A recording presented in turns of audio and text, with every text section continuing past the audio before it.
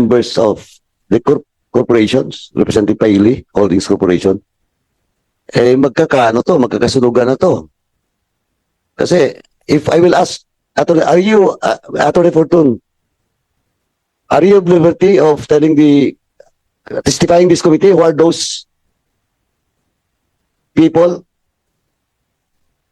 in this corporation that you have submitted to us? The following group of companies: Paili Holdings Corporation, Paili State Group Corporation, and all other subsidiaries. The person who I tried to reach was via a cell phone. And this is the cell phone of the legal department of Paili Holdings. Ayun na naman. Where's the copy of the contract sent by Attorney Fortun?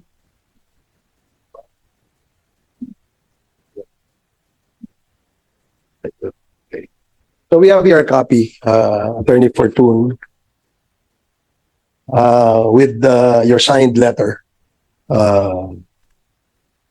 complying with the request of the committee. Fortun Santos Law Offices, is that correct? Yes, Mr. Chairman. This letter that we received last hearing actually caused some of the members to ask questions as to the validity of this engagement. Please educate us. Ang nakalagay kasi dito that this document you sent, no, was a document which was signed by someone, not Michael Yang. Ang nakalagay dito, for and on behalf of Mr. Michael Yang, yung engagement. Can you educate this committee why Michael Yang was not the one who signed this engagement with your law firm? We were contacted by the representative of Mr. Michael Yang, Mr. Chairman, whose name is in the contract.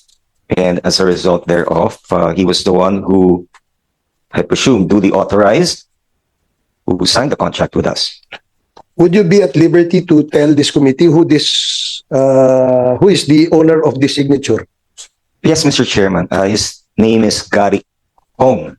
Garrick Hong. He's no longer connected with with Mr. Michael Yang, Mr. Chairman. Okay. He used to be the interpreter as well as the executive assistant. He was the interpreter during the Senate investigation hearings. And the records will bear me out that he was the one interpreting for Mr. Michael Yang during the Senate hearings, Mr. Chairman. So it was Mr. Hong, the interpreter, who signed the contract between your law firm and for and on behalf of Mr. Michael Yang. That is correct, Mr. Chairman. Is that the normal practice of a law firm, Attorney Fortun? So long as his authorization is evident. So there was an authorization to Mr. Hong. It was very clear, Mr. Chairman. So in what form, Attorney Fortun, was the authorization given to Mr. Hong? No, the authorization is not a written one. It is something that is very evident because of his dealings with Mr. Michael Yang. He was speaking in Chinese.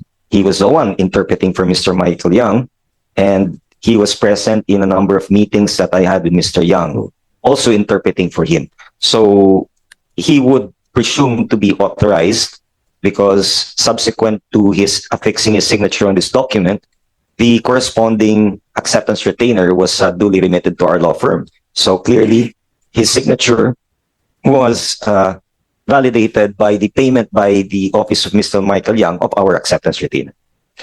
Okay, so I will not belabor that point. I don't know if my colleagues would like to ask questions also. I am just going to ask something Okay, about Congressman Dan Fernandez, then Congressman Yes, Flores. it is written in this conformity that it was signed September 5, 2021. Yeah. That is correct, Mr. So Chair. the contract with Mr. Michael Yang and your law office still exists. That is correct, Mr. Chairman. Okay. Kasi naguluhan lang ako dahil nga September 5 pa tong 2021 that was confirmed by this signature. Ayun na po tanong ko, Mr. Chair. Thank you so much. Thank you, Congressman Thank you, Mr. Fernandez. Chair. Congressman Flores, you're recognized. Mr. Chair, I'm just gonna follow what Congressman Dan Fernandez was asking about.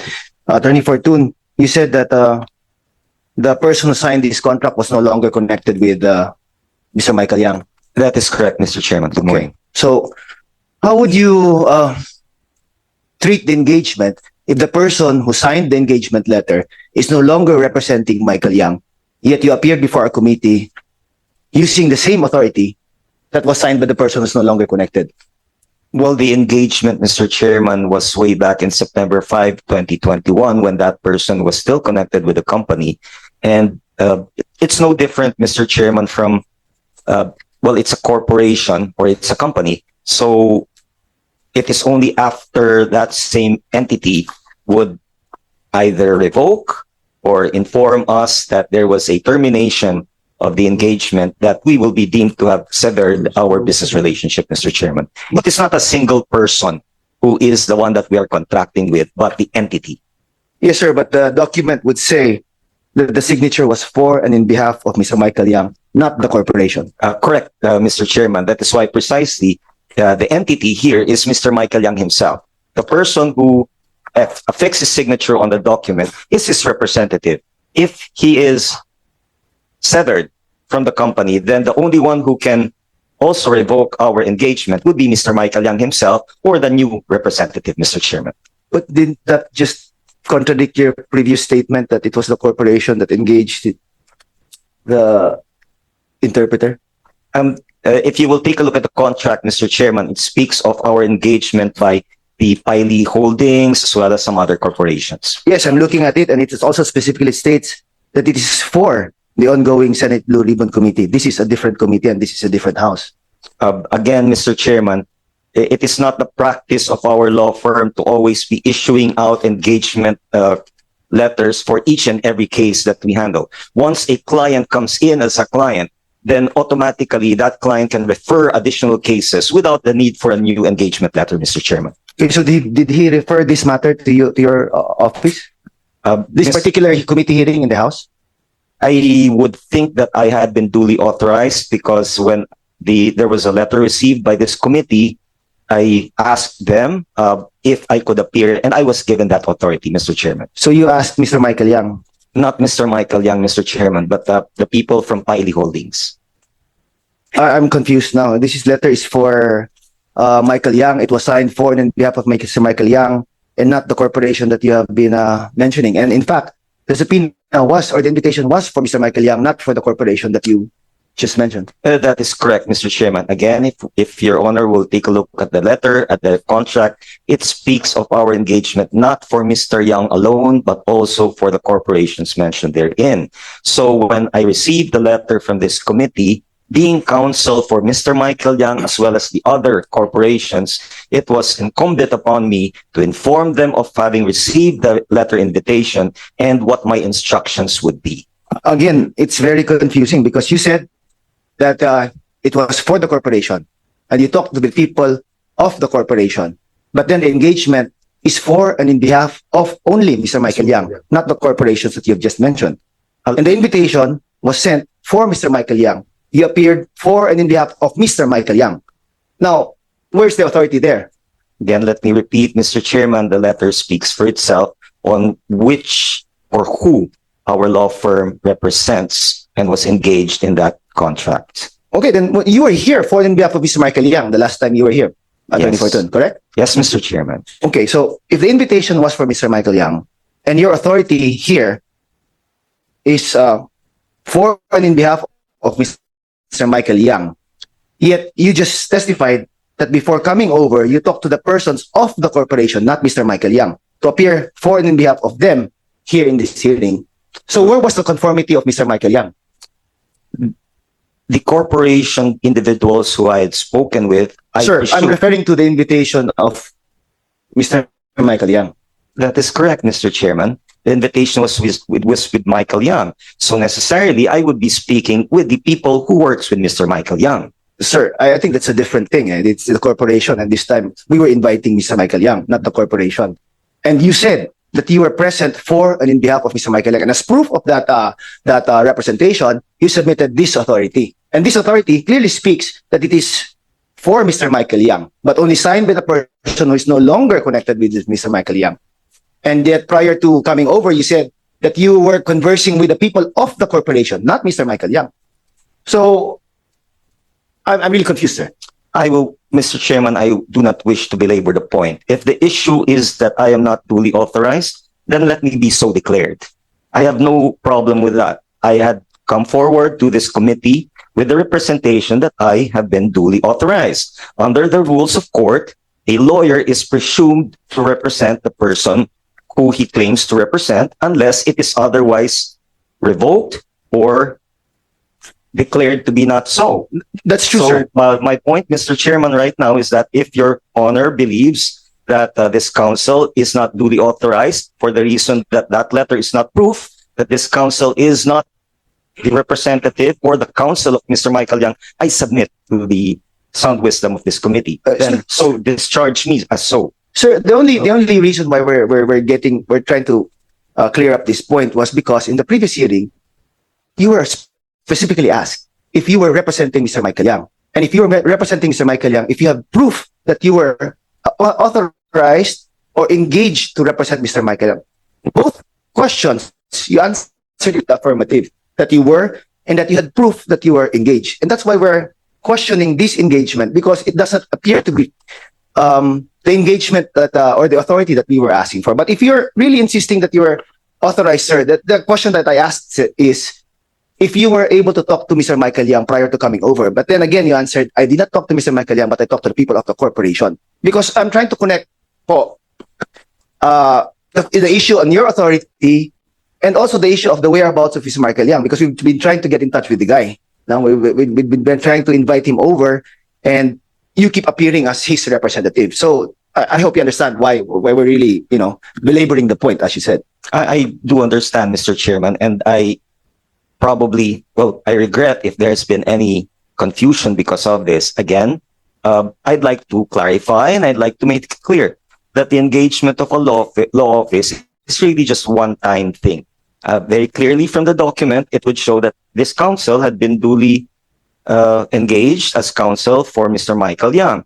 Now, any subsequent appearances in court or in any other proceeding wherein Mr. Michael Yang or the corporations that are mentioned in that engagement letter is involved, then this counsel can be duly tapped by that individual or corporation to appear on its behalf. It does not require this law office to come out with a new engagement letter because it's superfluous to our mind, Mr. Chairman. Okay, so if you say that you are duly authorized by Mr. Michael Yang, do you know the whereabouts of Mr. Michael Yang now?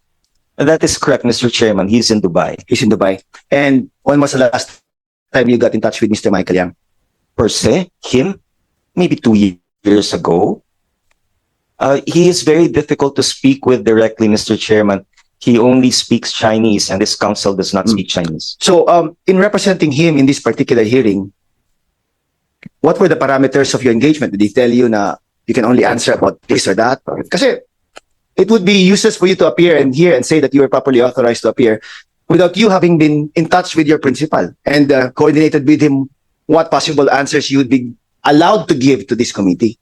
Mr. Chairman, during the first time that I appeared about a month or a month and a half ago, I had made it very clear as well that the only reason that this counsel appeared was because the letter invitation to Mr. Michael Yang was sent to our law office instead to him directly. And so I had said that out of respect for this committee, I was appearing, and the honorable committee members had taken advantage of that particular situation and asked me a number of questions aside from asking for additional documents, which this counsel would be in a position to provide. And I, in fact, did that by providing it. So, per se, Mr. Chairman, I had done it precisely because I wanted to somehow help this committee to arrive at some information in aid of legislation that would be able to, well, at least in my personal capacity, as to being able to speak for and on behalf of Mr. Michael Yang, I have regrets that I cannot do so because, to be perfectly candid, I have not spoken to him for roughly more than 2 years since the last time that there was a hearing before the Senate. Sir, wouldn't it have been more prudent on the part of you acting as a lawyer of Mr. Michael Yang to try to get in touch with him because you've received already 2 invitations before this committee and it refers to his dealings prior to, prior to the last time you talked to him 2 years ago. So, at least man lang be updated on what has been happening, what the probable questions that may be asked before this committee. Because you claim that you are still representing him, that the engagement is still ongoing. So, para sa akin, parang hirap naman intindihin na hindi mo man lang kinausap. Or even if he doesn't speak English or Tagalog, I'm sure your law office could have arranged a time and a date where you could call him with an interpreter siguro. I am perfectly sure, Mr. Chairman, that Mr. Michael Young's presence before this committee is what this committee is after, not Yes. merely just the information to be provided by a lawyer. Whatever I say before this committee will not be taken on behalf of Mr. Michael Young, That's true, because sir. that will be hearsay. That is That's true. why if I do try to contact Mr. Michael Young, the only thing that I can ask would be, would you be able to attend the committee hearing? And that is the reason why I have contacted the people from Piley Holdings in order to inquire from them, is he coming back, when he's coming back, and would he be able to attend the committee hearing? Any information given to me, number one, would be hearsay. Number two, it would also be a violation of my lawyer-client privilege, Mr. Chairman. True. Now, you got in touch with Piley Holdings Corporation to ask them about this invitation, but never the person to whom engaged you, as a representative, as this letter clearly states. So, it's, I don't know, parang in-engage ka ng tao, yet ibang tao kausapin mo if the invitation was for that person. That's kind of hard to believe, Attorney Fortun. No, but anyway, since that's what you answered, sige, I'll leave it at that na lang. Thank you, Mr. Chairman. Thank you. Thank you, Congressman Flores. There are more clarifications that the committee members would ask Attorney Fortun later with regards to the engagement of his law firm to Mr. Michael Young et al. I would suppose that his company, his corporations, which he has a share on, is the same law firm that he engaged, no? Your law firm. Mr. Chair. Yes, Mr. Chairman. I would think so. Mr. Chairman. So, sige, Congressman Acop, Sige. and then Congressman Dan Fernandez, and then we proceed with the Zoom presentation. Congressman Acop, you're recognized. Thank you, Mr. Chair. We're talking about Mr. Michael Young. May I ask if a subpoena was issued to Mr. Michael Young? In the last hearing, we approved on motion of a member of this committee that we issue a subpoena for Mr. Michael Young. Please reply. Thank you, Mr. Chair. Yes, sir, we have issued a subpoena. This was dated June 24, 2024. And this was received by a certain Mr. Cedric Sidenio, receptionist of the Fortun Santos Law Office. Date of receipt is July 4, 2024 at 2:44 p.m. And yet, today, when he's supposed to appear pursuant to that subpoena, Mr. Young is not present. Yes, sir. And pursuant also to our protocols and our inquiry in aid of legislation, if a person does not appear pursuant to a subpoena, then we can move, if we have a quorum, to cite that person in contempt. Would that be correct? I believe so, sir, according to our rules. Mr. Chair, do we have a quorum this morning as of now? Yes, Congressman Acop, there is a quorum. In addition to the 8 members who are present, both in Zoom and physically present in today's hearing, we have an additional member who just arrived, Congresswoman Jinky Luistro, who is also present. Therefore, the number of attendees in this committee hearing, 10 members present. May I move then, Mr. Chair, that we cite Mr. Michael Young in contempt for continuously being absent in spite of the subpoena, in spite of the invitation given him.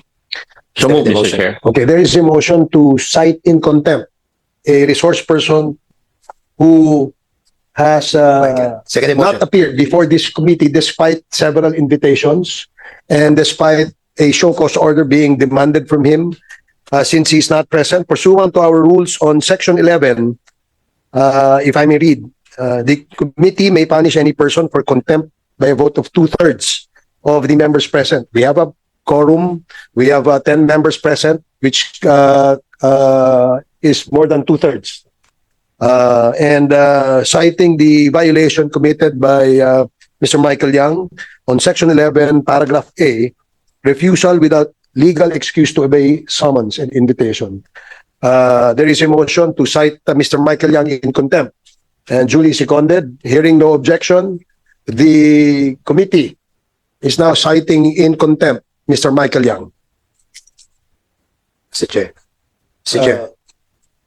Congressman Dan Yeah. Fernandez. Mr. Chair, I think let us not belabor Mr. Attorney Fortun of his presence on our hearing anymore. Since according to him naman that his client, Mr. Michael Yang, is not in contact with him for 2 years already. And I think Mr. Michael Yang is not interested on trying to contact his lawyer. So I think the presence of Attorney Fortun here is not needed at this point of time. So, Mr. Chair, I move that we excuse Attorney Mr. Chairman. Mate. Okay, before we rule on that motion by Congressman Dan Fernandez, Congressman Paduano. Thank you, Mr. Chairman. Anyway, Mr. Chairman, before I make a manifestation with regards to the statement made by Attorney Fortun, Mr. Chairman, the first motion was already approved, citing in contempt Mr. Michael Yang. So we have to move for another motion for how long and where to detain Mr. Michael Yang. So that, Mr. Chairman, I move that we detain Mr. Michael Yang for 30 days. And same as in the case of Mayor Ponsalan, he was cited in contempt and was detained in Bicutan, Mr. Chairman. So move, Mr. Chairman. Okay, before I rule again on that, let me dispose first of the first motion by Congressman Dan Fernandez. His motion is to excuse the counsel appearing for and on behalf of Mr. Michael Yang. Mr. Chairman. Since we will not be anymore asking questions to him, so there is a motion to excuse Mr. Attorney Raymond Fortun in our today's hearing. Hearing no objection, duly seconded. Before I second the motion of Chairman Dan Fernandez, as I've said, I just make a short manifestation with regards to the statement made by Attorney Fortun. As Mr. Chairman, Attorney Fortun is claiming to represent Michael Yang, but he never talked, he never seen the subject of this investigation for 2 years. How can represent a person without talking? No. Now, the authority that was given to him, sabi niya nga, Michael Yang, but of course, he talked to the members of the corporations, Representative Paili, Holdings Corporation. Eh, magkakasunugan na to. Kasi, if I will ask, Attorney Fortun, are you at liberty of testifying this committee who are those people in this corporation that you have submitted to us? The following group of companies: Paili Holdings Corporation, Paili State Group Corporation, and all other subsidiaries. Mr. Chairman, I can duly inform you that the person who I tried to reach was via a cell phone, and that this is the cell phone of the legal department of Paili Holdings. So yun na naman, legal department. Anyway, Mr. Chairman, I will not be able on that. So I second the motion of Attorney Dan Fernandez to excuse Attorney Fortun in this particular hearings. Okay, there is a motion, duly seconded. Hearing no objection, the motion of Congressman Dan Fernandez is approved. Thank you, Now, Mr. Chair, for permission to leave. With respect to the Attorney Fortun, you are excused.